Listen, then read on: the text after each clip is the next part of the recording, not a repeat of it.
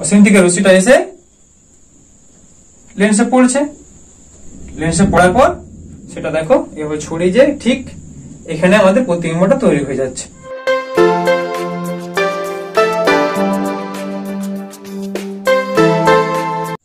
Hello বাচ্চো, welcome to my channel science gamma. তো আজকে আমরা পড়বো মানুষের চোখের দৃষ্টি সমস্যা ও তার প্রতিকার নিয়ে। এর আগে তোমাদের চোখ সম্বন্ধে পড়িয়েছিলাম এবং আলো চ্যাপ্টারটা পুরোটাই পড়ানো হয়েছে। এছাড়াও তোমাদের পদার্থবিদ্যা বা ভৌতবিদ্যার আরো অনেকগুলো চ্যাপ্টারই আমি পড়িয়েছি, কিছু কিছু রসায়ন পাঠও পড়ানো হয়েছে। তো তোমাদের সম্পূর্ণ ক্লাস 10 এর অধ্যায়টাই আমি শেষ করব। তো যারা আমার চ্যানেল এখন নতুন তাদের বলছি চ্যানেলটাকে সাবস্ক্রাইব করো পুরো তোমাদের সিলেবাসটা দেখার জন্য। তো চলো শুরু করি এখন আমাদের পড়া। তো মানুষের চোখের দৃষ্টি সমস্যা ও তার প্রতিকার নিয়ে পড়ছি। তোমাদেরকে আগের ভিডিওতে পড়িয়েছিলাম, যদি একটা উত্তর লেন্সের, এটা একটা উত্তর লেন্স, এখানে ধর তার ফোকাস দৈর্ঘ্য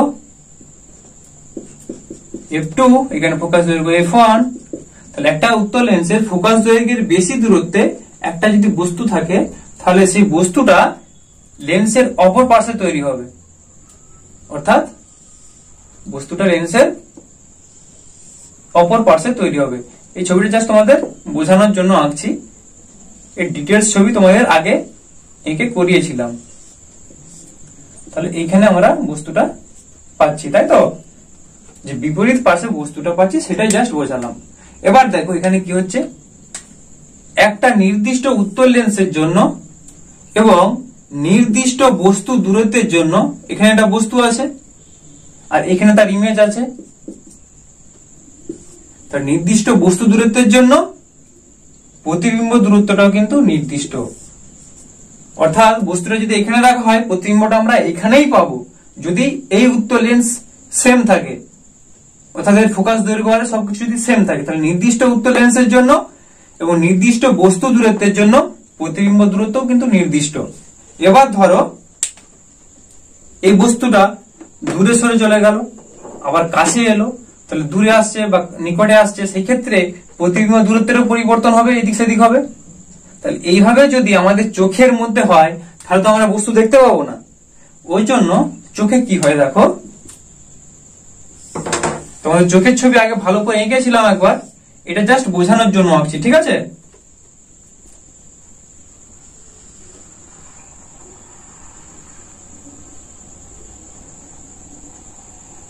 সাপোজ ধরো এরকম এখানে একটা উত্তর লেন্স আছে, এরকম ধরো একটা উত্তর লেন্স আছে, তাহলে এখানেও এটা ধরো তার প্রধান অক্ষ ছিল, তাহলে বস্তুটা থাকলে কি হবে, এর একটা ফোকাস দূরত্ব আছে, তো সেই ক্ষেত্রেও ধরো দূরের বস্তু কাছের বস্তু আছে, তাহলে নির্দিষ্ট যদি উত্তর লেন্সের ক্ষেত্রে বস্তু দূরত্ব নির্দিষ্ট হলে প্রতিবিম্ব দূরত্ব যদি নির্দিষ্ট হয়, তাহলে এখানে ধরো একটা বস্তু আছে, তার জন্য ধরো আমরা রেটিনার এই অংশে প্রতিবিম্বটা পেলাম, ঠিক আছে। এটা সাপোজ বলছি ধরতে। তাহলে ধরো এখন বস্তুটা এখানে না থেকে যদি এইখানে থাকে, তাহলে তো হিসাব মতো আমরা রেটিনার মধ্যে প্রতিবিম্ব পাবো না, বা এখানে না থেকে যদি এইখানটাতে থাকে আরো দূরে থাকে, সেই জন্য কি হয়, চোখে যাতে রেটিনার উপরই প্রতিবিম্বটা পায়, সেই জন্য চোখের একটা পদ্ধতি আছে লেন্সের, সেই পদ্ধতিটাকে বলা হয় উপযোজন।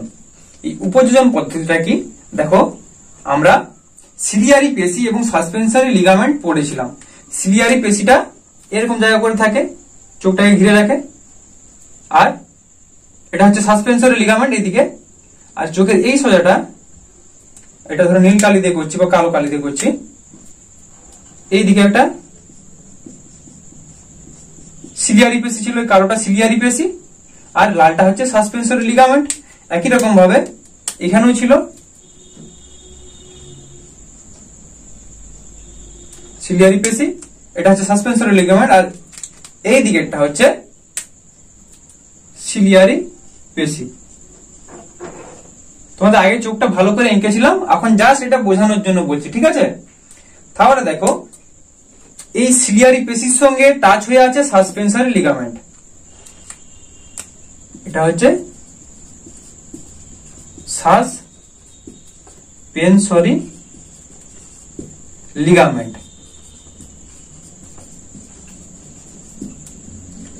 আর এখানে হচ্ছে এটা ব্ল্যাকটা হচ্ছে সিলিয়ারি পেশি।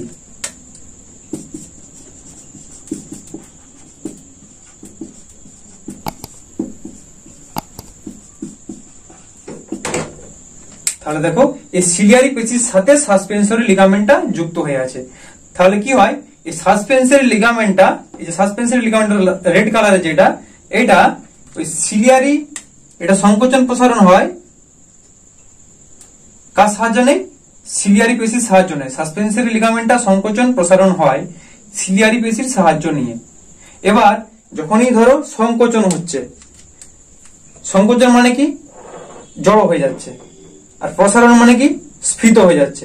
তা যখন সংকোচন হচ্ছে, ধরো সাসপেন্সরি লিগামেন্ট আর সিলিয়ারি পেশি, এরা যখন সংকোচন হচ্ছে তখন কি হবে, এই লেন্সটা টানা পড়বে, তাই না, লেন্সটা টান পড়বে, তখন লেন্সটা এরকম ছিল, লেন্সটা আরো সরু হয়ে যাবে। আবার যখন এই সাসপেন্সরি লিগামেন্ট আর সিলিয়ারি পেশিটা এরা যখন প্রসারণ হবে বা স্ফীত হবে, তখন কি হয়, প্রসারণ হবে বাড়লে এই দুটো জায়গায় চাপ পড়বে, এটা আয়তনে বাড়লে এখানে তো চাপ পড়ছে, এখানেও চাপ পড়ছে, তখন এটা কিন্তু আবার মোটা হয়ে গেল, অর্থাৎ স্ফীত হয়ে গেল। তাহলে এইভাবে হওয়ার জন্য এই উত্তর লেন্সটা, আমাদের চোখে যে উত্তর লেন্স আছে সেটা কিন্তু তার ফোকাস দৈর্ঘ্যের পরিবর্তন করতে পারে। কিন্তু এমনি যে লেন্স, সেই লেন্সে তো এইভাবে ফোকাস দৈর্ঘ্য পরিবর্তন হবে না, এটা নির্দিষ্ট ছিল, সে একই থাকবে, যে মেটেরিয়ালের তৈরি, হ্যাঁ, কাঁচ বা মানে প্লাস্টিক জাতীয় কোনো জিনিসের তৈরি হয়, এর তো কোনো আর তুমি মোটা সরু করতে পারবে না। কিন্তু মানুষের চোখে কি হয়, সিলিয়ারি পেশিটা সাসপেন্সরি লিগামেন্টের সাহায্যে এটাকে, চোখটাকে এরকম করে কখনো চাপ দিতে পারে বা কখনো টানতে পারে। অর্থাৎ সিলিয়ারি পেশি সাসপেন্সরি লিগামেন্টের সংকোচন প্রসারণের সাহায্যে মানুষের চোখের যে লেন্সটা থাকে তার ফোকাস দূরত্বে পরিবর্তন করতে পারে। এবার ধরো বস্তুটা এখানে ছিল, এখানেও থাকতে পারে, কোনো অসুবিধা নেই, তার যেরকম তার ফোকাসটা মানে ফোকাস দৈর্ঘ্যটা সৃষ্টি করবে এই রেটিনায় প্রতিবিম্ব পাওয়ার জন্য, প্রয়োজন মতো সে ফোকাসটা চেঞ্জ করে নিবে সংকোচন বা প্রসারণ করে। এখানেও যদি বস্তু হয়, সে তার এই সাসপেন্সরি লিগামেন্ট এবং সিলিয়ারি পেশির সাহায্যে তার প্রয়োজন মতো ফোকাস দৈর্ঘ্য সেট করে নিতে পারবে। এই জিনিসটাকে বা এই পদ্ধতিটাকে বলা হয় চোখের উপযোজন। অর্থাৎ একটা দূরেই বস্তু থাকুক বা কাছেই বস্তু থাকুক, বস্তুটা এই মানুষের চোখের মধ্যে যে সিলিয়ারি পেশি আছে, এই সিলিয়ারি পেশি সাসপেন্সরি লিগামেন্টের সাহায্যে সেটা সংকোচন প্রসারণের মাধ্যমে তার ফোকাস দৈর্ঘ্যটা ফিক্সড করে আমাদের চোখের মধ্যে, চোখের রেটিনার মধ্যে প্রতিবিম্বটা আমরা পাই, সৎ প্রতিবিম্ব পাই। এই পদ্ধতিটাকে আমরা কি বলবো না, চোখের উপযোজন। এই উপযোজন বা অ্যাকোমোডেশন,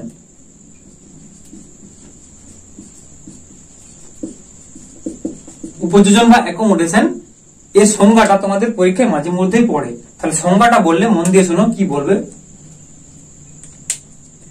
সিলিয়ারি পেশি সাসপেন্সরি লিগামেন্টের সংকোচন প্রসারণ করে চক্ষু লেন্সের ফোকাস দৈর্ঘ্যের বৃদ্ধি হ্রাস করে দূরের বস্তু ও কাছের বস্তুর প্রতিবিম্ব রেটিনায় উৎপন্ন করে। চোখের এই ক্ষমতাকে উপযোজন বা অ্যাকোমোডেশন বলা হয়। এবার বলছি দূরবিন্দু ও নিকট বিন্দু। দূরবিন্দু জিনিসটা কি, আর হচ্ছে নিকট বিন্দু জিনিসটা কি।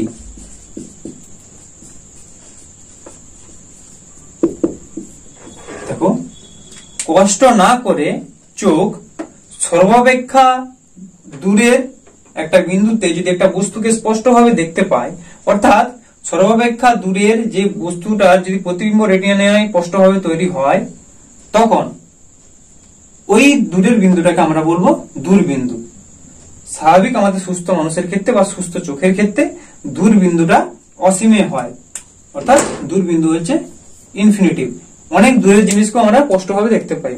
তা আমাদের তুমি কি যদি বলো যে অনেক দূরে ধরো চাঁদ আছে, চাঁদটাকে আমি স্পষ্টভাবে দেখবো, এরকম তো বললে হয় না, কারণ চাঁদের মাঝখানে অনেক কিছু জিনিস আছে, ধূলিকণা, বায়ুকণা, জলকণা বিভিন্ন রকম বাতাসে ঘুরে বেড়াচ্ছে। আর অসীম মানে অনেকটা দূরের জিনিস তুমি স্পষ্টভাবে দেখতে পাবে।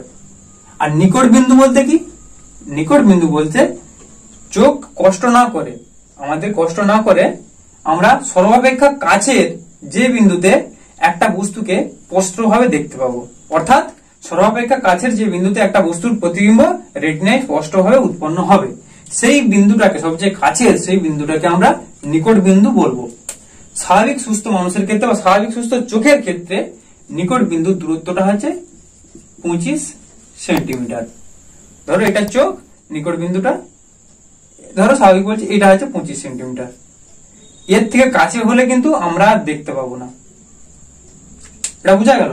মানে আমরা চোখের উপযোজন কথা বলে পড়লাম, এই উপযোজন তুমি প্রয়োগ করেও মানে অর্থাৎ এখানে তুমি কখনো চাপ দিচ্ছ বা কখনো টান দিচ্ছ এই সাসপেনশনাল লিগামেন্ট আর সিলিয়ারিক পেশির মাধ্যমে, কিন্তু সেই হলেও এর কিন্তু কাছের দূরত্বে অর্থাৎ এই 25 সেন্টিমিটারের কাছে তুমি কিন্তু আর কোনো বস্তু রাখলে আর দেখতে পাচ্ছ না।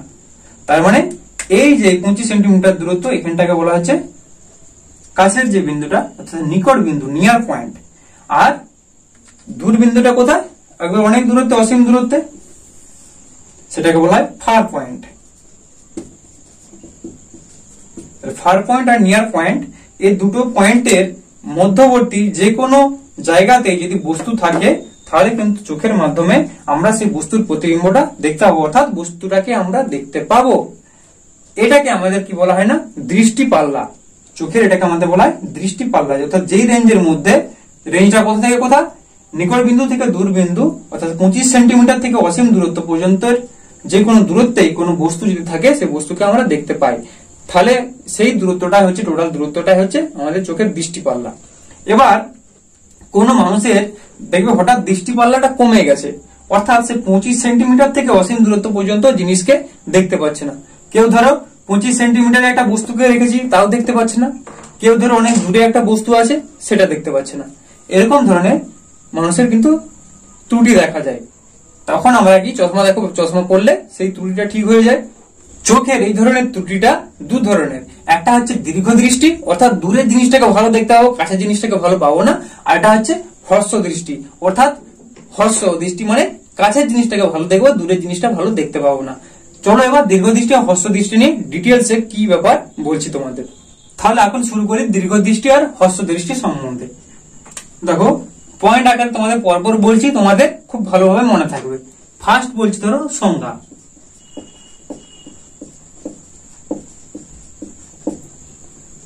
দীর্ঘ দৃষ্টির সংজ্ঞা কি বলবে না?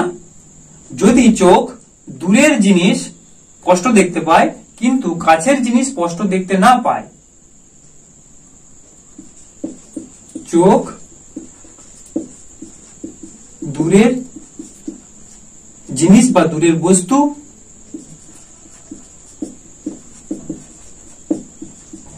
স্পষ্ট দেখতে পায়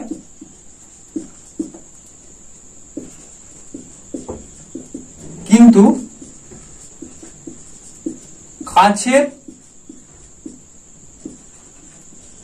বস্তু স্পষ্ট দেখতে না পেলে এই ধরনের ত্রুটিকে দীর্ঘদৃষ্টি বলে। এই ধরনের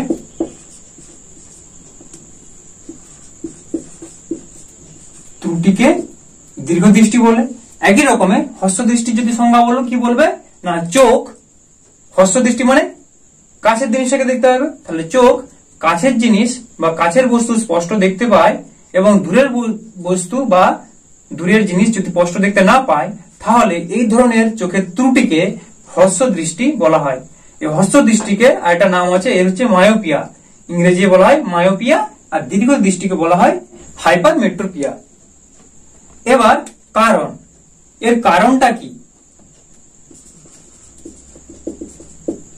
দেখো কারণ হিসেবে বললে মোট 3টে কারণ থাকতে পারে। 1 নম্বর কারণ যদি বলো যেটা হচ্ছে মেন কারণ, সেই কারণের জন্য আরো 2টো কারণ পাবে। যে দীর্ঘ দৃষ্টি ভাষাটাই বলা হচ্ছে, অর্থাৎ দীর্ঘ দৃষ্টির ক্ষেত্রে আমরা দূরের জিনিসটাকে দেখতে পাচ্ছি ভালো করে, কাছের জিনিসটাকে ভালো দেখতে পাচ্ছি না। অর্থাৎ দূরের মানে একটা দূরবিন্দু আর নিকট বিন্দু এই পড়লাম, তাহলে একটা দূরবিন্দু থাকে একটা নিকট বিন্দু থাকে। এখানে যদি ধরো চোখ আছে, এই নিকট বিন্দুর দূরত্ব কত এই বললাম 25 সেন্টিমিটার আর এটা হচ্ছে ইনফিনিটিভ। তাহলে চোখের যদি এই নিকট বিন্দুটা দূরে সরে চলে যায়, নিকট বিন্দুটা এখানে ছিল, এখানে না থেকে ধরো এই জায়গাতে চলে এসছে, চোখের নিকট বিন্দু যদি দূরে সরে চলে যায় তখন কিন্তু দীর্ঘ দৃষ্টিজনিত ত্রুটিটা আমাদের দেখা দেয়। মানে কি, দূরে জিনিসটা দেখতে পাবো, কাছের জিনিসটা আর পাচ্ছি না, কারণ নিকট বিন্দুটা দূরে সরে চলে গেছে। এটা একটা কারণ গেল। তাহলে এখানেও যদি কারণটা কি বলবে, এখানে হচ্ছে হস্ত দৃষ্টি। হস্ত দৃষ্টি মানে কি, কাছের জিনিসটা আমরা ভালো করে দেখতে পাচ্ছি। এখানে একটা কাছে ধরো জিনিস আছে নিকট বিন্দু, এটা ধরো দূর বিন্দু। কাছের জিনিসটা আমরা ভালোভাবে দেখতে পাচ্ছি, কিন্তু দূরের জিনিসটা পাচ্ছি না। তার মানে কি, এই যে দূর বিন্দুটা ছিল, দূরের যে বিন্দুটা ছিল অর্থাৎ ফার ডিস্টেন্সটা বা ফার পয়েন্টটা, সেটা কাছে চলে আসে। এই বিন্দুটা এখানের জায়গায় সাপোজ ধরো এইখানে চলে গেছে, এই জায়গাতে।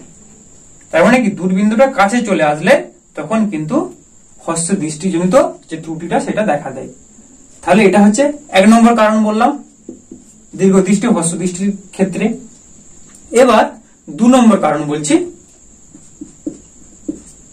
2 নম্বর কারণ হচ্ছে যে অক্ষিগোলকটা যদি স্বাভাবিকের তুলনায় ছোট হয়ে যায়। আমাদের যে অক্ষিগোলকটা, সেই অক্ষিগোলকটা স্বাভাবিকের তুলনায় ছোট হয়ে গেলে আমাদের দীর্ঘ দৃষ্টিজনিত ত্রুটি কিন্তু দেখা দেয়। ছবি এঁকে এক্ষুনি বলছি। আর হস্ত দৃষ্টির ক্ষেত্রে কি না, অক্ষিগোলকটা স্বাভাবিকের তুলনায় বড় হয়ে গেলে, তাহলে এখানে লিখো অক্ষিগোলক বড়। পুরো ভাষাটা তোমরা লিখবে।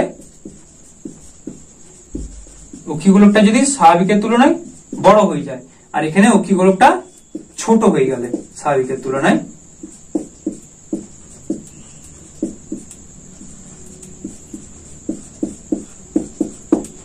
স্বাভাবিকের তুলনায় ছোট হলে এটা হয়। এবার 3 নম্বর পয়েন্ট যেটা বলছি, 3 নম্বর পয়েন্ট হচ্ছে লেন্স মানে তার একটা ফোকাস দৈর্ঘ্য থাকবে। দীর্ঘ দৃষ্টি যখন হয় তখন হচ্ছে এই লেন্সের ফোকাস দৈর্ঘ্যটা যদি বেড়ে যায়, লেন্সের ফোকাস দৈর্ঘ্য বৃদ্ধি পেলে আমাদের দীর্ঘ দৃষ্টিজনিত ত্রুটি হয়। তাহলে এখানটা লিখছি ফোকাস দৈর্ঘ্যের বৃদ্ধি। ফোকাস দৈর্ঘ্যের বৃদ্ধির জন্য। আর এখানে 3 নম্বর পয়েন্ট লিখছি যে ফোকাস দৈর্ঘ্য যদি কমে যায় অর্থাৎ হ্রাস পায়। ফোকাস দৈর্ঘ্যের হ্রাস পেলে। আর 1 নম্বর পয়েন্টটা কি বলেছিলাম সেটাও লিখিয়ে দিই। ধরো 1 নম্বর পয়েন্টটা বলেছিলাম যে দীর্ঘ দৃষ্টির ক্ষেত্রে আমাদের কি হয়, কাছের অর্থাৎ নিকট বিন্দুটা দূরে সরে যায়। নিকট বিন্দু দূরে সরে গেলে। এখানে কি লিখবো, দূর বিন্দু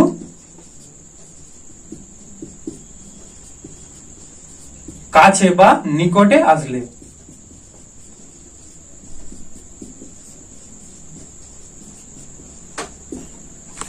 তাহলে এই মেন 3টে কারণ, এই 3টে কারণের জন্য আমাদের দীর্ঘ দৃষ্টি এবং হ্রস্ব দৃষ্টি হয়। এবার তাদের প্রতিকারও করা যায়, কিন্তু প্রতিকারটা বলার আগে এই যে ধরো বলছি অক্ষগোলকটা ছোট হয়ে যাচ্ছে, হ্যাঁ, বা নিকট বিন্দু দূরে যাচ্ছে, কাছে আসছে, ফোকাস দৈর্ঘ্যের বৃদ্ধি হ্রাস, তো এই জিনিসটা যদি তোমাদের ছবির সাহায্যে একটু এঁকে বুঝিয়ে দিই, তাহলে কিন্তু তোমরা আরো ভালোভাবে মনে রাখতে পারবে। তাহলে ছবিটা তোমাদের এঁকে একটু বলে দিচ্ছি।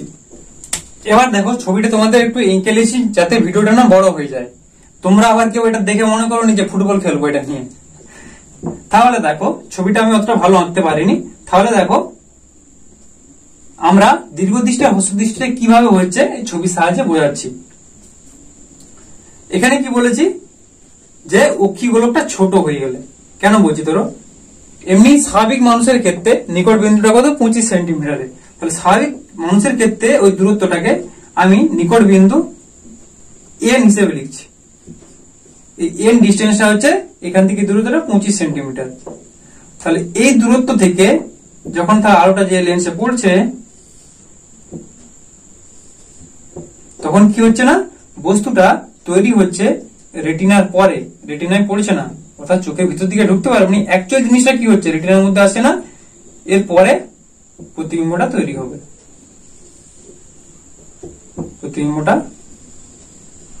এই জায়গাতে পাচ্ছি। তার মানে কি, অক্ষিগোলকটা যদি বড় থাকতো, অর্থাৎ এইভাবে এত বড় থাকতো, তাহলে কিন্তু এখানে পেতাম। তার মানে কি আমরা বলতে পারি অক্ষিগোলকটা ছোট হয়ে গেছে বলেই প্রতিবিম্বটা রেটিনায় পড়ছে না। প্রথম দেখো 2 নম্বর পয়েন্টটা লেখা ছিল অক্ষিগোলক ছোট হলে, তার মানে কি অক্ষিগোলকটা ছোট হওয়ার জন্য রেটিনার মধ্যে পৌঁছাতে পারছে না, তারপরে যে প্রতিবিম্বটা পাচ্ছি এন বিন্দুর বা এন বস্তুর প্রতিবিম্বটা রেটিনার পরে তৈরি হচ্ছে। তাহলে অ্যাকচুয়ালি এই প্রতিবিম্বটা রেটিনায় পড়ছে কখন? কি চোখ সবসময় কি করে তার উপযোজন প্রয়োগ করবে, উপযোজন প্রয়োগ করলে চোখটা কি করছে না ম্যাক্সিমাম এইখানে যদি একটা বস্তু থাকে তার প্রতিবিম্বটা কিন্তু রেটিনায় ফেলতে পারছে। অর্থাৎ স্বাভাবিক মানুষ বা স্বাভাবিক চোখের ক্ষেত্রে এন বিন্দুতে হলে রেটিনায় তৈরি হয়, যেহেতু এর অক্ষিগোলকটা ছোট সেই জন্য এটা রেটিনার পরে তৈরি হচ্ছে। তাহলে এই যে ত্রুটিযুক্ত যে চোখটা সে তখন কি করছে না এন ড্যাশ মানে উপযোজন প্রয়োগ করে সবচেয়ে কাছের এন ড্যাশ বিন্দুর দূরত্ব কিন্তু সে রেটিনায় মাপতে পারছে। তাহলে সেটার ছবিটা এভাবে একটা এঁকে নেবো।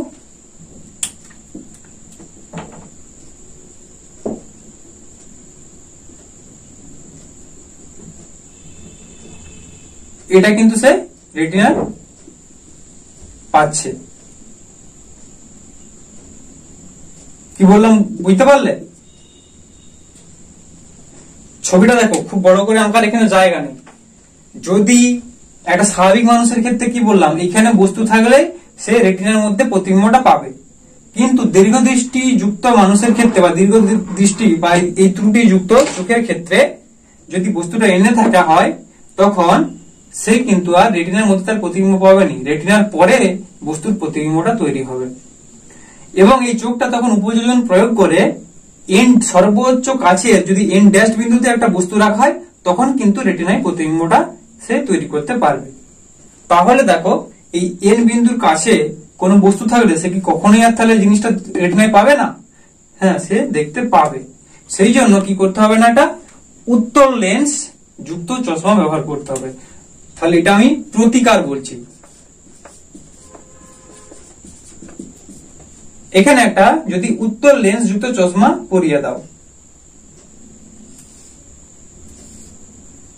ছবিটা একটু গোলমাল হয়েছে, যাই হোক জিনিসটা বোঝার চেষ্টা করো। উত্তল লেন্স যুক্ত চশমা দেওয়া হলো, ঠিক আছে। এইখানে ছিল এন বিন্দুটা আর এখানে ছিল এন ড্যাশ বিন্দুটা।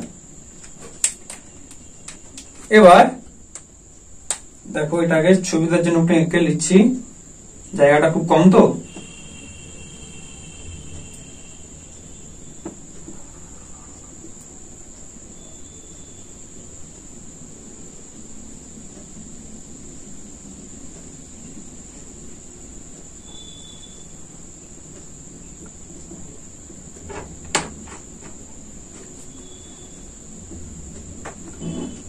তাহলে দেখো যখনই এই আমরা লেন্সটা পরিয়ে দিলাম মানে উত্তল লেন্সের চশমাটা, তখন কিন্তু এই এন বস্তুর প্রতিবিম্বটা এ দেখতে পাবে। কিভাবে দেখতে পাবে না, এখান থেকে আলোটা যে লেন্সে পড়বে, এখানে আলোটা গিয়ে পড়লো, একই রকম এইদিকেও যে আলোটা উত্তল লেন্সে পড়লো, তারপর লেন্সে পড়ার পর আলোটা আবার এই আমাদের যে অক্ষি লেন্সটা আছে অক্ষি লেন্সের মধ্যে স্বাভাবিক যেমন পড়বে, তারপর কিন্তু আলোটা, কারণ দেখো এখানে পড়ার পর আলোটা এই সোজা বাঁকছে, অর্থাৎ এই দূরত্বের অ্যাঙ্গেলই করে দিচ্ছে, এই সোজাসুজি হয়ে যাচ্ছে।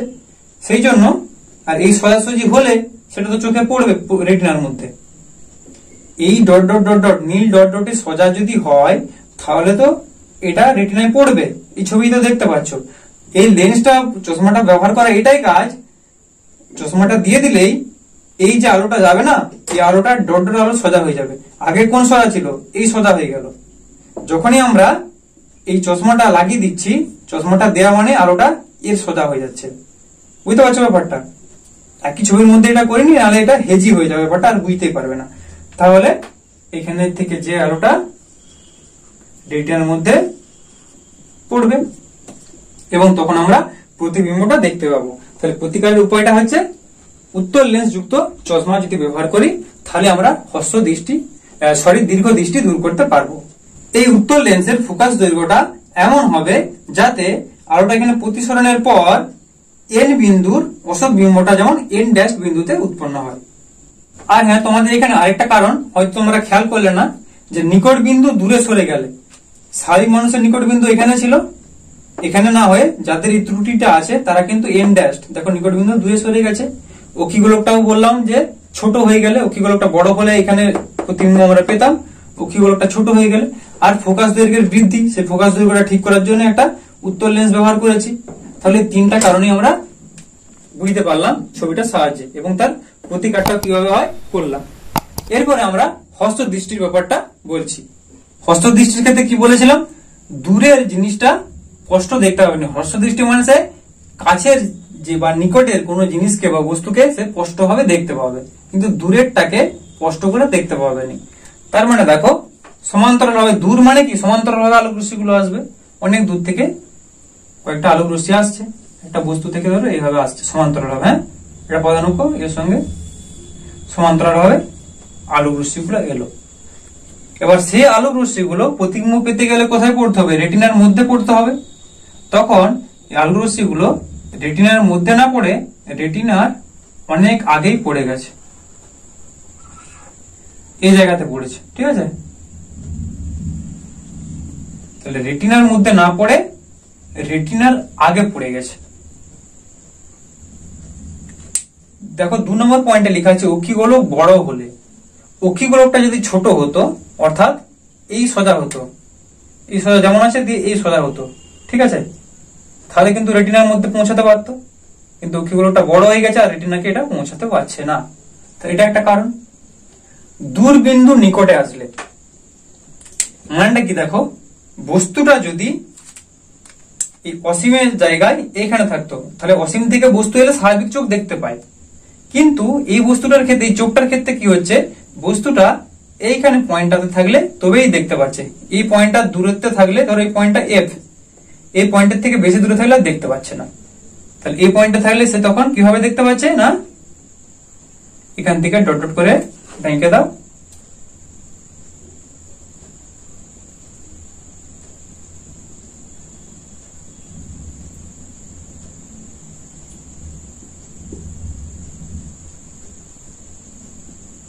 তাহলে দেখো এফ বিন্দু পর্যন্ত সে দেখতে পাচ্ছে দূরের জিনিসটা, কিন্তু যদি আরো দূরে হয় তখন কিন্তু সে দেখতে পাচ্ছে না। তার মানেটা কি, যে দূর বিন্দুটা, যে দূরের বিন্দুটা কাছে চলে আসছে, নিকটে চলে আসছে, এটা হচ্ছে হস্তদৃষ্টি। এবার এই হস্তদৃষ্টিটা ঠিক করবো কি করে, রেটিনায় তো বস্তুর প্রতিবিম্বটা পড়তে হবে, নাহলে দেখতে পাওয়া যাবে না। এই জন্য আমাদের ব্যবহার করতে হয় অবতল লেন্স। এখানে আমরা ব্যবহার করেছিলাম উত্তল লেন্স, এখানে অবতল লেন্সের চশমা ব্যবহার করব। তাহলে দেখো এখানে একটা অবতল লেন্সের চশমা এঁকে দিচ্ছি।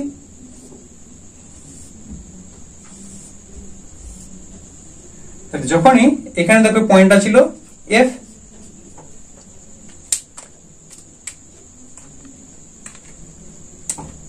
অবতল লেন্সটা যখন ছিল না তখন কি হচ্ছিল না, এফ থেকে আলোটা যে লেন্সের এখানে রেটিনায় পড়ছিল, এফ থেকে, অসীম থেকে কিন্তু বলছি না। তাহলে সেটা আগে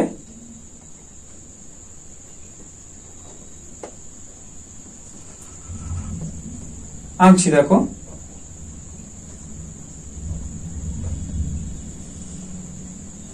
তাহলে এফ এ যখন ছিল তখন কিন্তু রেটিনায় বস্তুর প্রতিবিম্বটা পড়ছিল, তাই তো। এবার যখন অসীম থেকে বস্তুটা আসছিল তখন কিন্তু প্রতিবিম্বটা রেটিনার আগেই উৎপন্ন হয়ে যাচ্ছিল, সেটা এখানে দেখেছো। কিন্তু যখন এই অবতল লেন্সটা এখানে বস করে দিলাম তখন কিন্তু রেটিনার মধ্যেই বস্তুটা পাবো। কারণ কি না, কারণ দেখো অসীম থেকে রশ্মিগুলো আসলো,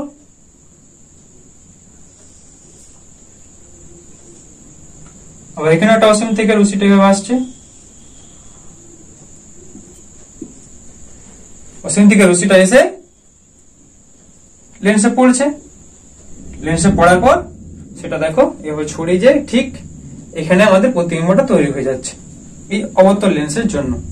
অর্থাৎ মনে হচ্ছে যেন অ্যাকচুয়ালি বস্তুটা অসীমের, বস্তুটা আসছে অসীম থেকে, যখন অবতল লেন্সটা ব্যবহার করা হচ্ছে, মানে অবতল লেন্সের চশমাটা, বস্তুটা সে অনেক দূরেই ছিল, কিন্তু মনে হবে যেন বস্তুটা আছে এফ দূরত্বে, অর্থাৎ এফ থেকে অপসৃত হচ্ছে বলে মনে হয়, তাই না।